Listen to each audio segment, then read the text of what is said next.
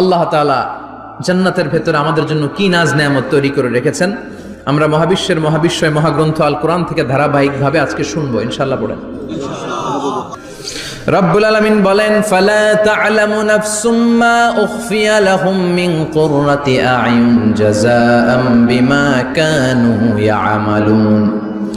কত সুন্দর জান্নাত আমি তোমাদের জন্য প্রস্তুত রেখেছি, তোমরা কল্পনাও করতে পারবে না, কল্পনাতেও আনতে পারবে না। ফালা তা'লামু নাফসুম মা উখফিয়া লাহুম, কত সুন্দর জান্নাত আমি রেখে দিয়েছি, পৃথিবীর কেউ এটা বলতে পারে না। কারোর ধারণার মধ্যে জান্নাতের ধারণা আসতে পারে কত সুন্দর হবে, কল্পনাতীত জান্নাতের সৌন্দর্যটা কোরআনের আলোকে আমরা কিছুটা বোঝানোর চেষ্টা করব, কিন্তু আসলে জান্নাত কত সুন্দর এটা কি না দেখে বোঝা যাবে? কথা বলেন।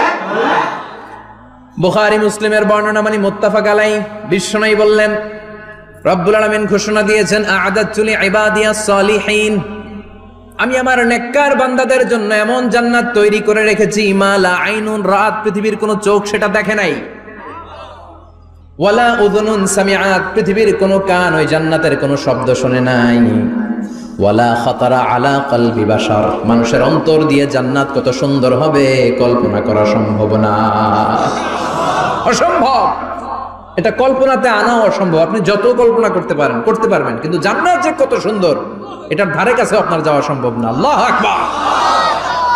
এই পৃথিবীতে যত ডিজাইনার আছে, সফটওয়্যার ডিজাইনার, যত ইঞ্জিনিয়ার আছে, যত আর্কিটেক্ট আছে, গোটা বিশ্ব সেরা 1 লক্ষ আর্কিটেক্ট ইঞ্জিনিয়ারকে এনে যদি বলা হয় জান্নাতের একটা চেয়ারের ডিজাইন করেন, লক্ষ লক্ষ আর্কিটেক্টরা মিলে কোটি কোটি টাকার প্রজেক্টে টাকা খরচ করে চেয়ারের ডিজাইন করতে পারবে, কিন্তু জান্নাতের চেয়ারের ধারে কাছেও হবে না।